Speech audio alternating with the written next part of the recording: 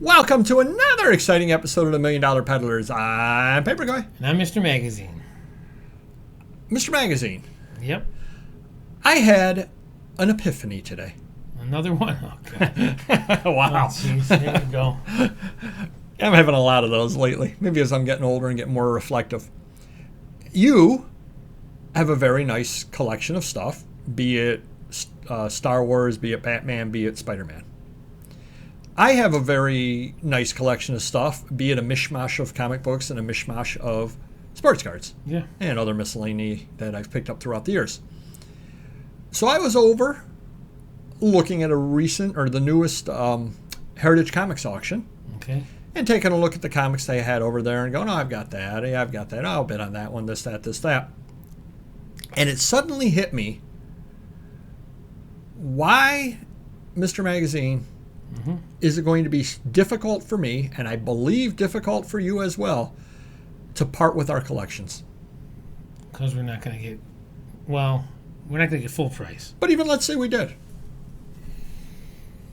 Yeah, it's a piece of us now. We've collected it our whole lives. It's something we've done our whole life. We enjoyed it. Some people look at stock certificates. We look at our collections. It's the same type of, and I collect for fun, but also, you want the stuff to be worth more money, if possible. At least you don't want to lose money, it's like anyone, they collect, they buy whatever they like, they get entertained by whatever they spend money on.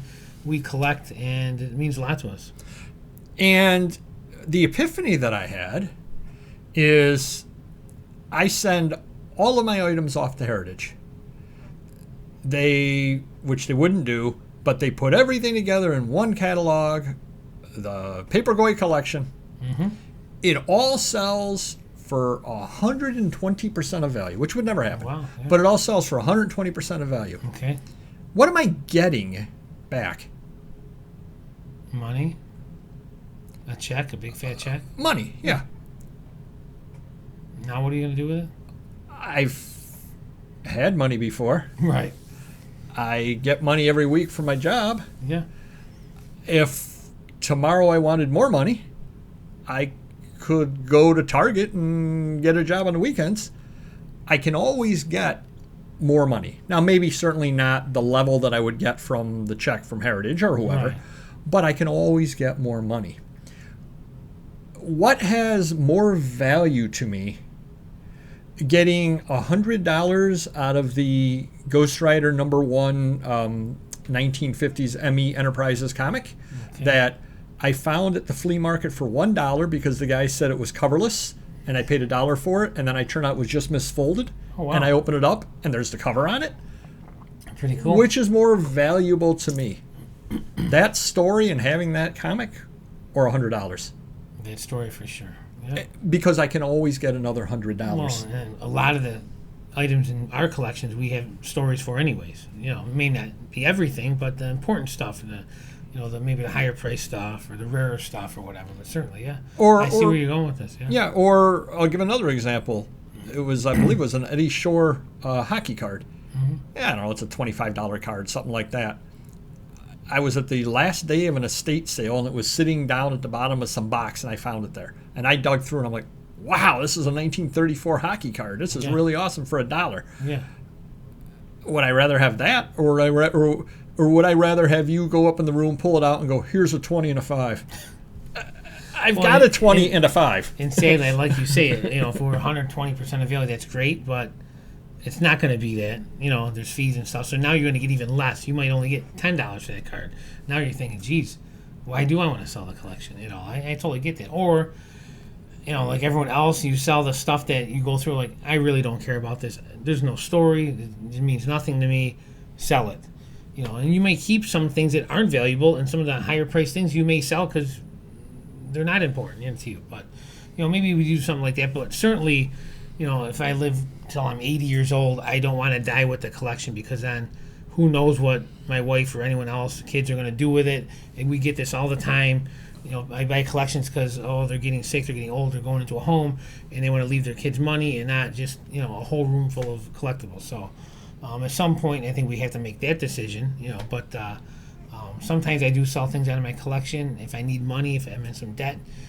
Lately, I've been in a good position. I haven't needed to do that, so I'm building my collection up now instead of like selling pieces off that I never replace, which bothers me. But who knows? Maybe down the road we'll fill them back in. Yeah, and it's just, and again, it's kind of interesting just overall. And again, I had that epiphany today because, again, I was going through Heritage, and they had some comics on there that I had. Right. And I'm looking at them, and I'm going, oh, yeah, whatever. Teen Titans #1. Yeah, I've got that. Yeah.